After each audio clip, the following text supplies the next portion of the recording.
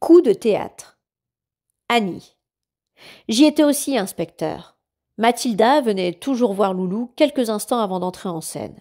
Germain. Et elle vous a fait absorber un médicament, n'est-ce pas? Loulou.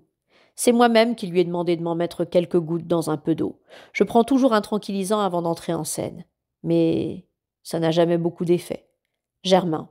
D'autant moins d'effet cette fois-ci que votre mère n'a pas utilisé de calmant, mais de l'IPK, pour provoquer chez vous des vomissements un quart d'heure plus tard. Ainsi, elle était certaine que vous devriez vous isoler quelques minutes et au bon moment. Hélas, Alfredo, qui était pourtant au courant de beaucoup de choses, ignorait que Mathilda avait fait absorber ce vomitif à sa fille. Germain se tourne vers Alfredo, qui n'est pas très fier. Germain. Car en apercevant avant-hier matin Mathilda qui effectuait des essais depuis les cintres, Alfredo a parfaitement compris ce qui avait germé dans son cerveau machiavélique.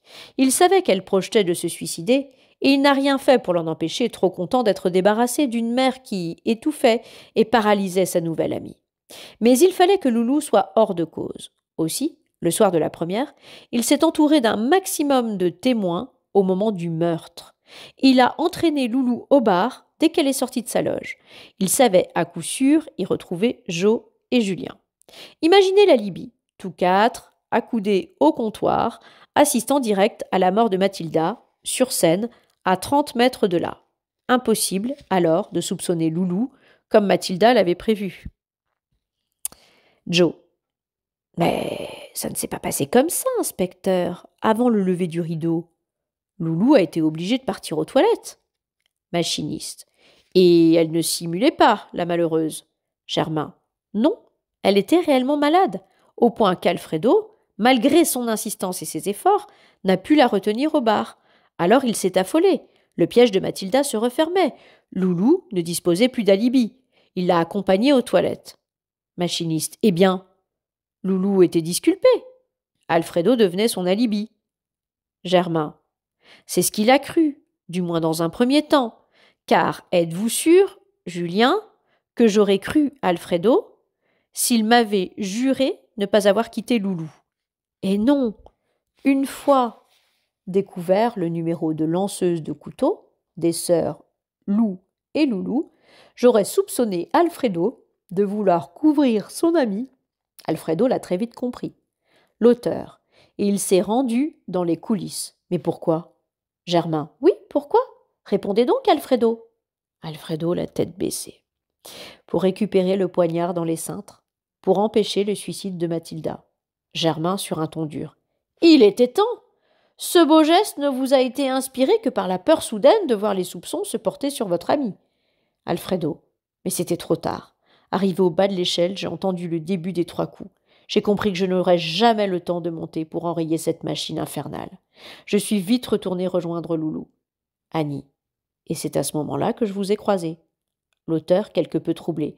Mais enfin, Alfredo, pourquoi n'avoir pas aussitôt révélé toute la vérité? Germain. Vous plaisantez.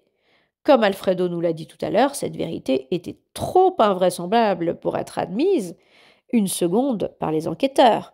Il ne restait plus à Alfredo qu'à espérer que les soupçons se portent sur messieurs Bruce, Bouchard ou de Saint-Gilles. Loulou, se rapprochant d'Alfredo et lui saisissant les mains. Mais tu as préféré t'accuser de meurtre plutôt que de révéler le suicide de ma mère, quelle folie! Le regard de Loulou s'arrête soudain sur les traces de craie qui, au sol, indiquent l'emplacement du corps de Mathilda. Alors elle s'effondre, sanglote entre les bras d'Alfredo et répète. Loulou. Quelle folie! Logiciel se tourne vers tous les membres du personnel qui attendent à présent, indécis. Son regard s'arrête plus particulièrement sur le couple que forment Alfredo et Loulou. Ils sont donc innocents? Germain. Ils ne sont pas coupables. Directeur, hésitant. Est-ce que nous pouvons disposer, inspecteur? Que va-t-il se passer maintenant? Germain. Vous pouvez disposer, monsieur le directeur, se tournant vers les autres membres du personnel. Et vous aussi, je vous remercie.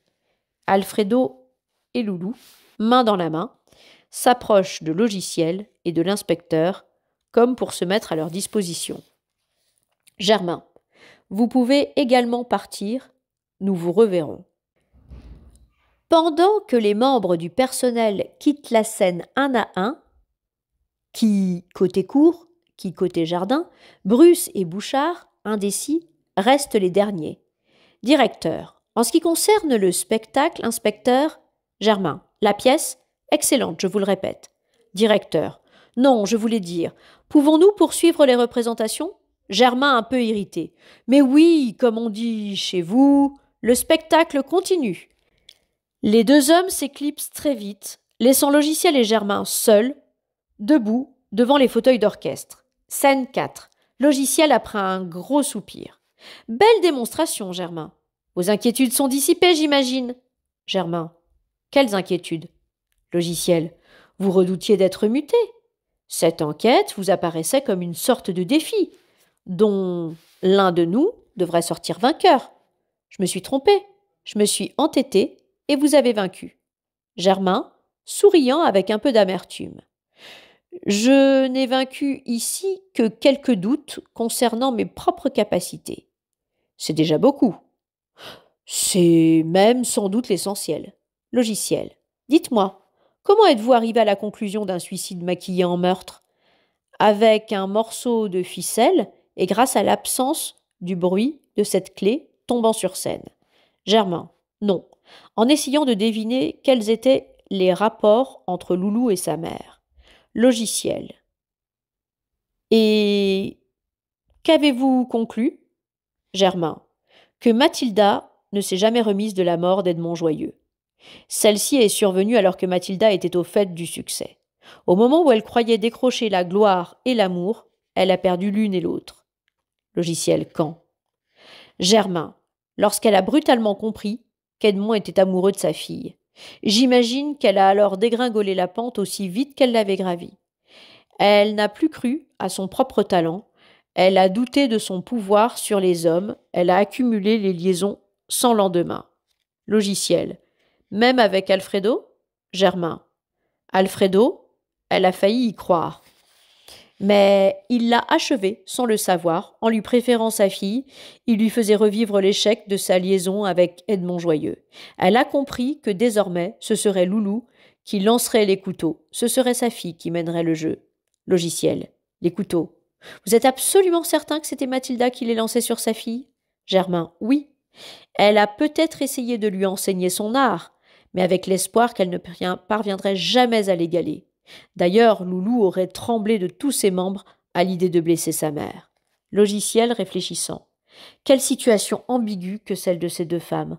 En tirant sur sa fille chaque soir, Mathilda exerçait sur elle une sorte de pouvoir permanent, de vie ou de mort. Germain. Oui. Qui sait d'ailleurs si cet exercice n'a pas exacerbé à la longue les pulsions meurtrières de Mathilda envers sa rivale. Logiciel. Sa rivale Elle l'était donc Germain. Mais oui, Mathilda ne supportait pas de vieillir. Dans leur numéro de lanceuse de couteaux, elle passait pour sœur.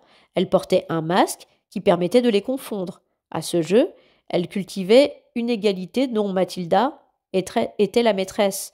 Mais le théâtre, en dépit des maquillages et des costumes, a peu à peu sapé cette complicité.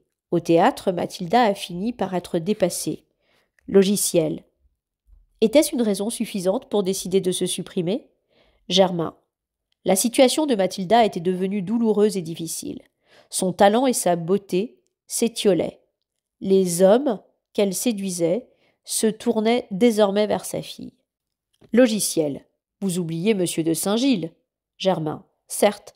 Mais cet homme, qu'elle avait cru riche, noble et généreux, s'est vite révélé un escroc de petite envergure. Elle a dû mesurer alors l'abîme où elle était tombée. Elle a aussi compris qu'elle ne maîtrisait plus son rôle. Logiciel. Mais pourquoi cette mise en scène macabre Germain. Parce qu'elle lui permettait de redevenir une dernière fois le point de mire et de partir en beauté. Logiciel.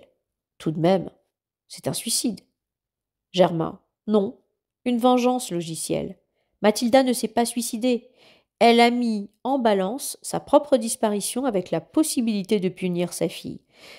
La punir de sa jeunesse, de sa beauté, de son talent et de la préférence qu'Alfredo venait de lui accorder.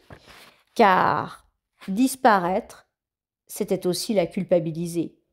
Les mères possessives et abusives, en mourant, laissent des enfants malheureux et démunis.